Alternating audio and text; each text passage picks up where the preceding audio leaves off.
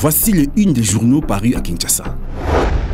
Le Phare s'intéresse à la matinée politique de l'UDPS à l'occasion de ses 31 ans d'existence.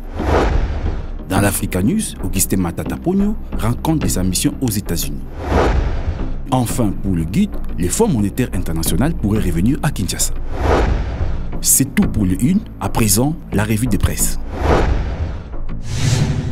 André Kimbuta dit non à la marche du 16 février et les Phare soulignent prévu par l'opposition des forces acquises au changement jusqu'à la désaventure du Palais de la Nation, suivi du dépôt d'un mémorandum au service du courrier de la présidence de la République. Les confrères relayent les gouverneurs de la ville de Kinshasa qui recommandent de constituer une petite délégation de 5 personnes pour déposer les dites mémos acquis des droits.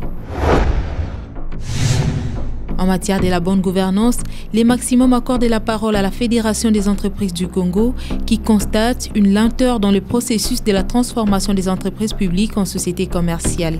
Il est impératif de stopper les tentatives de réinstallation des façons détournées des tutelles administratives et techniques supprimées par la législation. Les patronats déplorent, tel que relève hebdomadaire, l'insuffisance de ses relations avec la Banque africaine de développement, la Banque mondiale et les Fonds monétaires internationaux.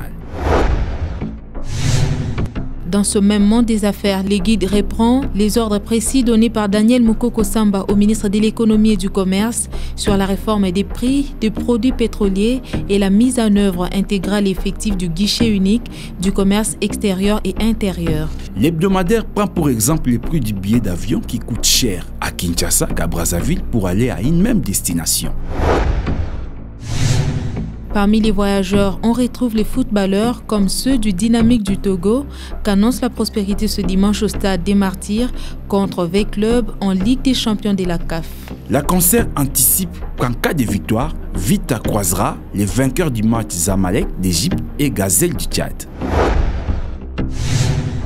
Mais samedi déjà, Africa News sera associé à l'honneur rendu à Madilou System, mort il y a 5 ans à l'espace francophone d'Engaliema. L'hebdomadaire dresse l'état des lieux de l'orchestre laissé par Madilou, groupe qui butait à d'énormes difficultés, notamment le manque de bons instruments, des lieux de répétition, ainsi que des moyens financiers pour finaliser les travaux d'album au studio Ndiaye.